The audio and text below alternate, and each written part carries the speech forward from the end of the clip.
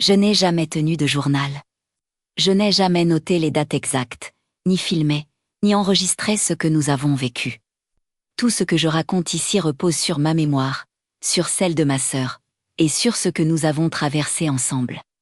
Je sais que cela peut sembler confus, irréel, voire totalement inventé. Pourtant, après ce qui s'est encore produit hier soir, je suis presque certaine d'une chose. Quelque chose de profondément anormal rôde dans les bois, autour de notre maison, et cette chose ne se contente pas d'observer. Pour comprendre pourquoi j'en arrive à cette conclusion, il faut remonter à l'origine.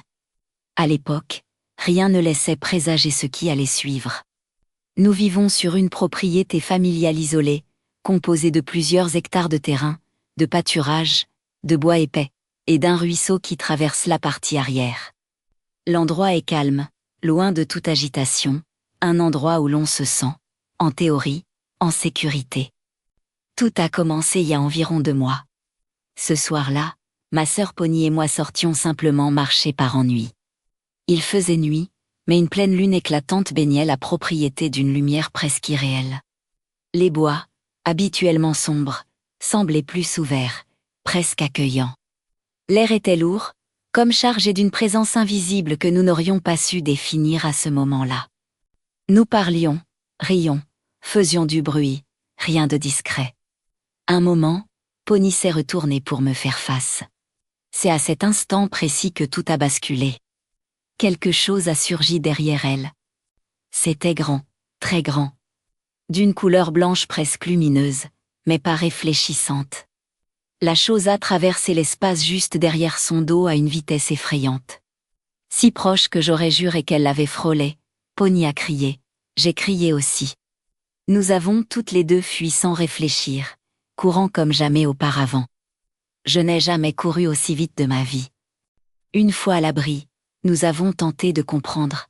Un cerf. Impossible. Aucun animal n'aurait attendu aussi longtemps alors que nous faisions autant de bruit. Aucun animal n'aurait frôlé une personne de si près sans provoquer de choc, de souffle, de bruit. Et surtout, aucun animal n'aurait traversé ainsi, à cette vitesse, dans un silence presque total. Les jours suivants, malgré la peur, nous avons continué à sortir, peut-être par déni, peut-être par besoin de comprendre. Les choses les plus troublantes se produisent et toujours dans le pâturage arrière.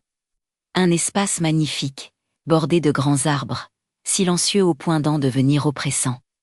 Juste après un ruisseau souvent à sec, un mur végétal marque la limite entre le terrain et les bois plus profonds.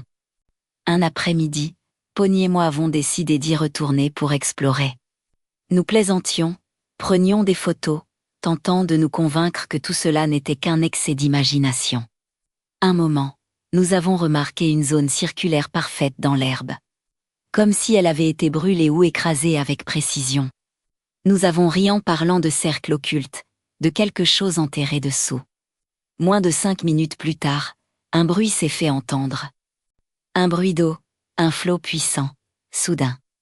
Comme si le ruisseau jusque-là asséché se remplissait violemment. Pourtant, il n'avait pas plu depuis des semaines. Nous nous sommes figés. Puis le bruit de l'eau s'est transformé en cri. Un hurlement, aigu, déchirant, inhumain. Un homme hurlant à l'aide, encore et encore, à une hauteur et une intensité que je n'avais jamais entendues auparavant. Ce n'était pas un appel ordinaire. C'était une détresse brute, presque douloureuse à écouter. Nous avons couru, les cris ont cessé seulement une fois le pâturage hors de notre champ de vision. Comme si quelque chose refusait d'être vu depuis la maison. Pendant plusieurs jours, j'ai refusé de sortir. Mais la peur finit toujours par se transformer en curiosité malsaine. Nous sommes retournés observer. Durant 1 à 2 semaines, seuls des bruits étranges se manifestaient, des pas circulaires près des arbres. Comme quelqu'un ou quelque chose tournant en rond sans but, rien de clairement identifiable. Nous avons tenté de nous rassurer en évoquant les nombreux chats errants. Puis un jour, seul à la maison, tout a changé. Quelque chose a commencé à gratter la grande fenêtre de la cuisine, lentement, d'un côté à l'autre. Le bruit était trop fort, trop lourd. Le petit chien de ma grand-mère tremblait de panique. Nous avons saisi des tisons comme arme dérisoire, convaincus que ce n'était pas un animal ordinaire. Le phénomène s'est arrêté net lorsque mes grands-parents sont rentrés. Quelques jours plus tard, dans le garage, j'ai vu quelque chose tenter de manipuler la fenêtre, comme si cela cherchait à comprendre son mécanisme. La fenêtre se trouvait pourtant bien au-dessus de ma taille. J'ai fui en claquant la porte, provoquant des cris à l'intérieur de la maison. Puis sont venus les coups, des tapotements. Par série de 3 ou 4, sur les portes, sur les fenêtres. En plein jour, sans vent, sans branche à proximité. Le dernier événement, celui qui a définitivement brisé toute tentative de rationalisation, s'est produit hier. Avec Pony et 2 de ses amis, nous avons décidé de sortir avec plusieurs lampes torches, à moins de 20 mètres de la maison. Dans une zone anciennement utilisée pour les animaux, envahie de végétation, un claquement s'est retenti, puis 2 autres. Des applaudissements. Pas des branches, pas des chocs accidentels, des mains. Puis un cri de femme, aigu, suppliant, beaucoup plus proche que les précédents, nous avons tout entendu la même chose. Nous avons couru. Aujourd'hui, je ne sais pas ce que c'est. Mais je sais que ce n'est pas un animal. Ce n'est pas une hallucination collective, et ce n'est pas quelque chose d'inoffensif. Quelque chose nous observe, et peut-être pire encore. Quelque chose nous répond. Si ce genre de témoignage vous intrigue, si vous aimez les histoires vraies, dérangeantes et inexpliquées, pensez à vous abonner à la chaîne.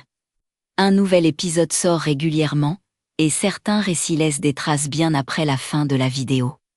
Abonnez-vous, activez la cloche, et prenez place.